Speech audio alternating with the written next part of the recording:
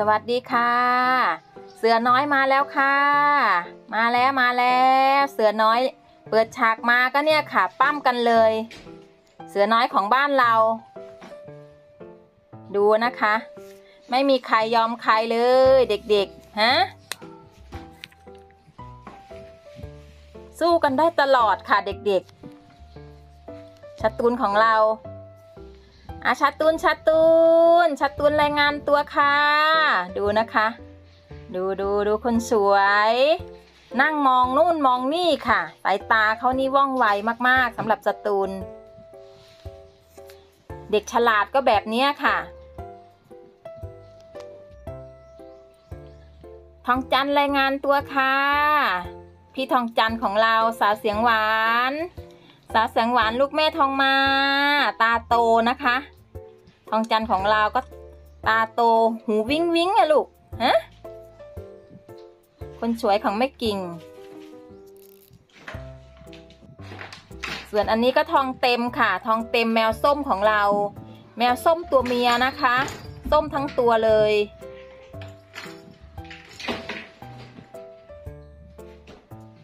ดูทองหยด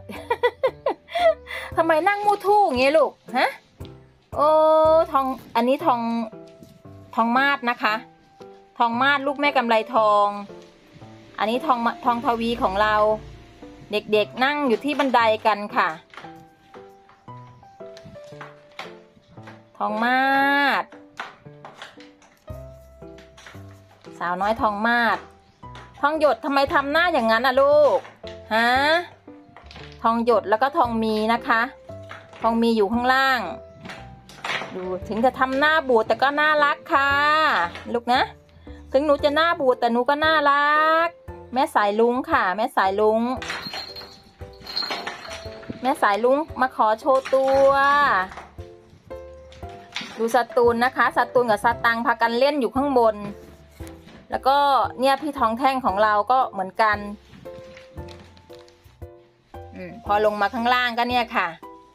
วิ่งมาก็นั่งแหมะเลยคนสวยนั่งโชว์เลยเหรอลูกคนสวยของแม่เนี่ยนั่งโชว์เลยนั่งให้พ่อแม่ FC ได้ส่องดูความสวยค่ะส่องดูความสวยของนางมีความน่ารักตลอดเขาสาวขนฟูหน้าตาน่ารักมากๆค่ะสตูนของเราขนก็นิ่มๆหางฟูนะลูกนะหางฟูฟ่องเลยซุกซนกันนะคะเด็กๆเสือน้อยของเราก็เหมือนกันเนี่ยค่ะปั้มกันมุมโน้นทีมุมนี้ทีเป็นอะไรที่สนุกสนานน่ารัก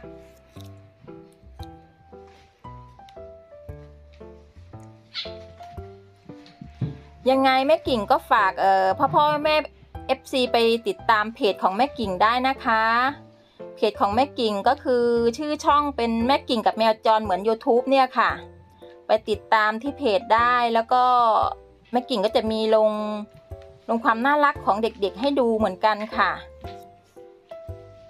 ตอนนี้คนยังติดตามไม่เยอะค่ะทองอ้นทำอะไรอะลูกฮะทองอ้นทำลายมุดอะไรดูนะคะทองอ้นกับสตูนของเรา FC ทองอ้นอยู่ไหนคะคิดถึงทองอ้นไหมคะทองอ้นมาแล้วค่ะหลายๆท่านจะชอบถามหาทองอ้นค่ะทองอ้นจะชอบเก็บตัวไม่ค่อยให้เห็นเท่าไหร่แต่วันนี้ทองอ้นของเรามาแล้วค่ะทองอ้นพร้อมสตูนแล้วก็เสือน้อยเล่นกันมุ้งมิ้งน่ารักมากมายค่ะเด็กๆ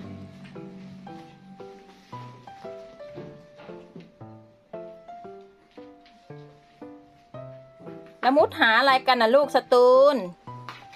มุดหาอะไรกันลูกฮะดูเด็กๆเล่นกันไปเพลินๆนะคะสตูนแกล้งน้อง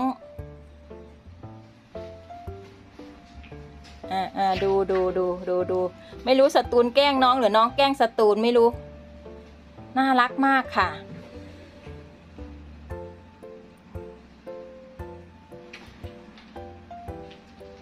คึก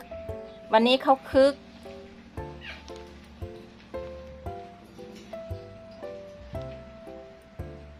มุดเล่นกับน้องค่ะชอบนางชอบ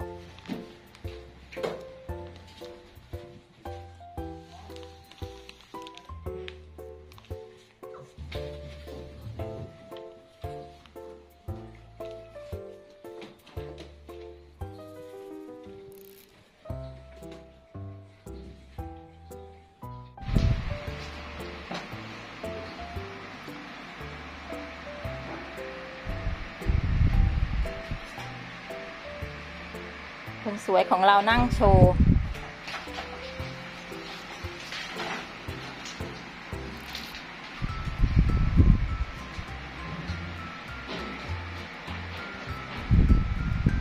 ดูเด็กๆเล่นกันไปเพลินๆนะคะ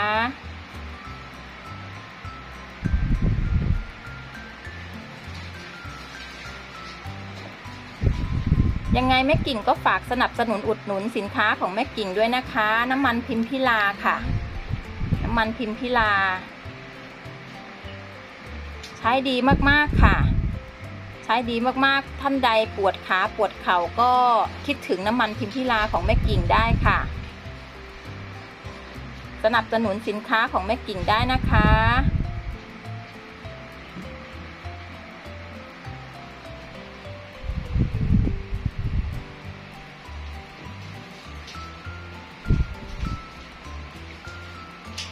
เด็กๆพากันนั่งดูพี่ทองก้อนกัน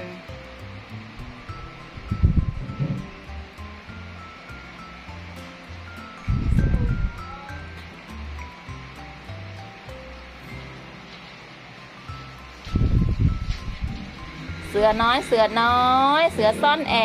บสตางค์นะคะสตางค์กับพี่ทองก้อน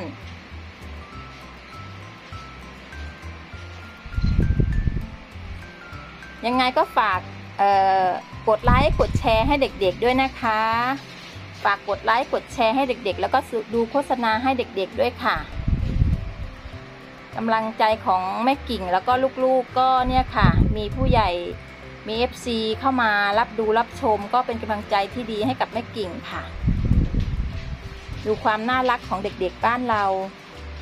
ดูหางสตูลนะคะดูหางนางหางยาวมากๆ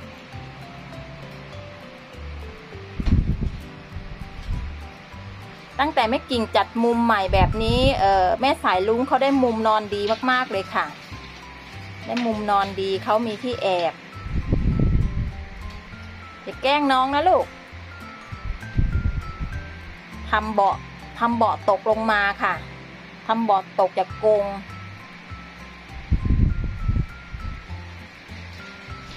เวลาวิ่งกันก็คึกคักซุกซนกันเด็กๆ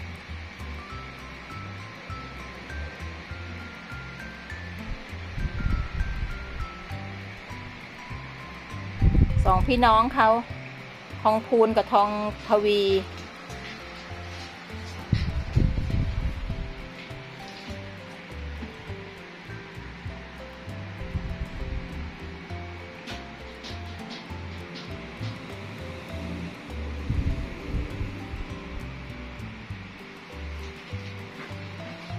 ชุดหล่อไหมคะทองพูนของแม่กิ่งหล่อไหมคะหล่อมากๆเขาคนหล่อของแม่กิ่งกลุ่มนั้นหาอะไรกันนะลูกฮะมีลาย